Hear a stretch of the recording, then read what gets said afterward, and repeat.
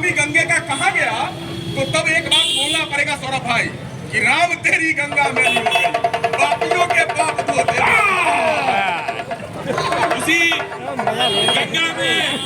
उसी गंगा में प्रियंका को डुबकी लगाने का मौका बीजेपी रूपी गंगा तो समाजवादी रंजन आपका शो में बहुत ज्यादा युवा है, इसलिए मैं चाहता हूँ इनको फैक्ट जाए, इनका समय बर्बाद ना हो।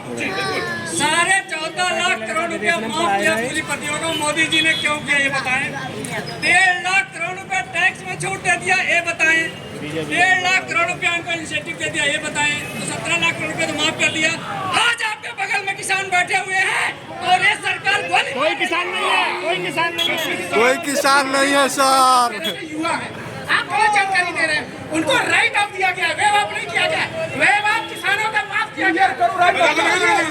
टेक्निकल बात समझिए, आवाज आ रही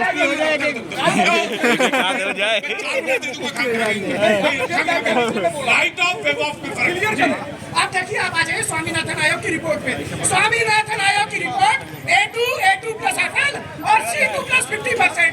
वो C2 प्लस 50% कहता है 1875 रुपए गेहूं का रेट है। आप उसमें 50% और जोड़ दीजिए, टोटल बनता है 2475 रुपए। वर्तमान में भारत सरकार 2275 रुपए दे रही है, जिसका सुप्रीम कोर्ट ने बोला कि ये न्याय संगत नहीं हो सकता। सरकार वो सरकार 200 रुपए के आसपास कम आपको दे रही है।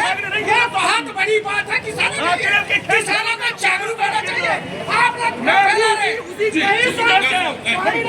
देखिए मेरे प्रभात जी उसने बिल्कुल नहीं बोला, होने से सबका हक है। मैं सिर्फ ये बात कहना चाह रहा हूँ, अभी आपने बहुत लंबा भाषण दिया MSP पे। देश के प्रधानमंत्री जब मुख्यमंत्री थे उस टाइम पे वो उस बोर्ड के अध्यक्ष थे और अध्यक्ष के तौर पे उन्होंने जो रिपोर्ट दी थी, स्वामीनाथन जी की जो सिफारिश है उसको लागू करने के लिए देश के प्रधानमंत्री जी ने सीधा ये कहा था कि MSP पे कानून बनना चाहिए और ये डिमांड किया था और ये गारंटी दी थी। तो आज उससे पीछे क्यों हट रहे हैं? ठीक सौरभ, देखिए MSP गारंटी जो बोली जा रही है उसी पे तो चर्चा चल रही है। जब से कमेटी बनी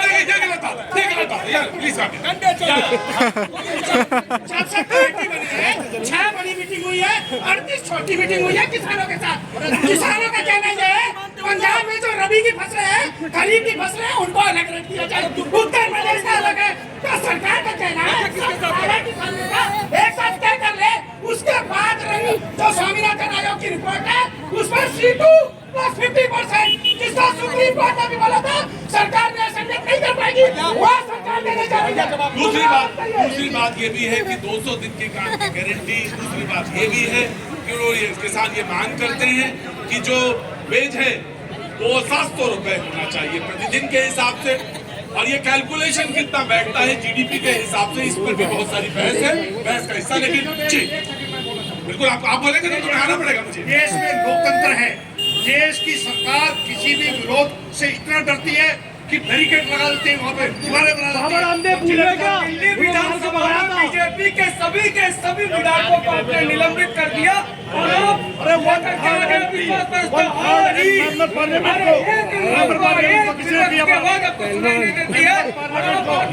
बस एक बात कहना चाहता हूँ कि तमाम बच्चों का हाई स्कूल का 12वीं का एग्जाम है, रखना चाहिए सबको अधिकार है।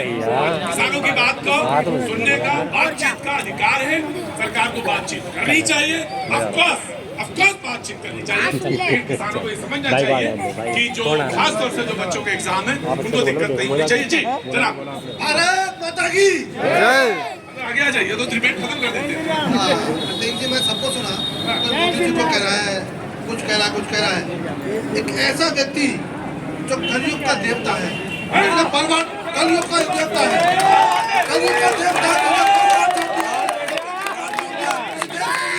पूरी मांगे लिए मकान दिए, पक्का मकान देने की पूरी मांग है।